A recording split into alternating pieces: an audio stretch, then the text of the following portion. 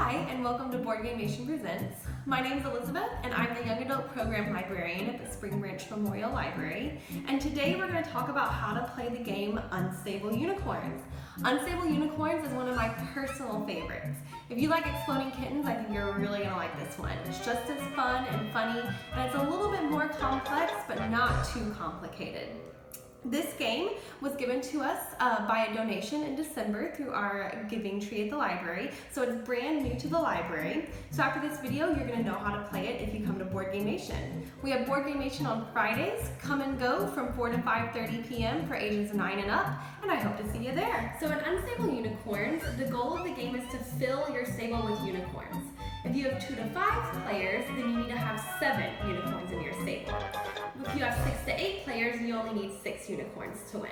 So the game ends when somebody fills up their stable with the desired number of unicorns, or when this entire deck runs out. Now I did play a game once with a group of friends who were really good gamers, and we did end when the deck ran out, and it was a really fun and memorable game. But let's say that 2 people tie with the number of unicorns they have. The person whose unicorn names have the most letters in them wins the game in case of a tie. So during the game itself, everyone starts off by choosing the baby unicorn they think is the cutest and placing it in their stable. Your stable is in front of you, and it's made up of the cards that you've played during the action phase, and I'll go over that in a second. So we're done with the baby unicorns, we're going to put them back. The person who goes first in the game is the person wearing the most colors because they're obviously the most unicorniest. And the play is going to go clockwise around with whoever you're playing with. So everyone's turn has 4 parts. First, you have the beginning of turn. That's when you're going to trigger any effects from your cards. The Rhinocorn is an example of a card that would trigger during the beginning of turn phase. So it says here on the card, if this card is in the stable at the beginning of your turn, you may destroy a unicorn card. If you do, immediately skip to your end of turn phase. So you would just follow the instructions on the card during the beginning of turn. Then you have the draw phase where you're going to draw 1 card from the deck to put into your hand. And then you have the action phase. During the action phase, you can either play a card, so like I could play a unicorn to add to my stable, or if you don't want to play a card, you could draw another card from the deck.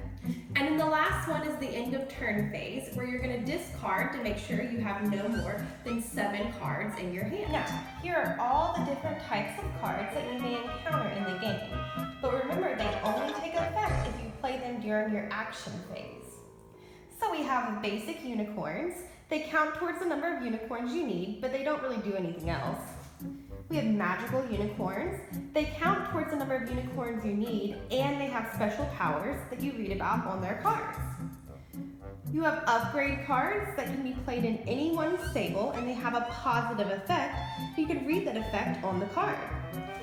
We have downgrade cards that can be played in anyone's stable and have negative effects, and you can read those effects on the cards. And we have magic cards that have a one-time effect when played, and you read the effect on the card. And then finally we have instant cards that are usually a nay. These cards can be played anytime another player plays a card. Usually it nays or stops that other player's action. Okay, so here are some of the words that you may see whenever you're playing the game. So when you sacrifice, you send a card from your stable to the discard pile. When you destroy, you send a card from another player's stable to the discard pile. When you steal, you move a card from another player's stable into your stable. When you discard, you send a card from your hand into the discard pile. And when you draw a card from the deck and put it in your hand. Don't worry when you're playing the game if you forgot all of this. Every player has a great reference card they can keep with them the whole game that tells them what to do.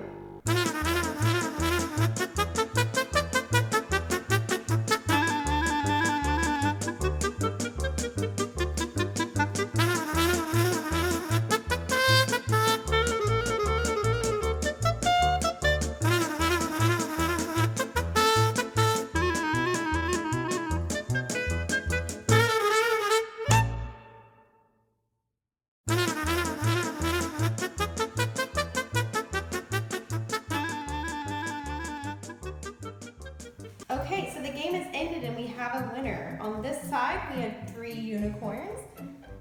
And on this side, we had our winner with 7 unicorns in a 2-player game.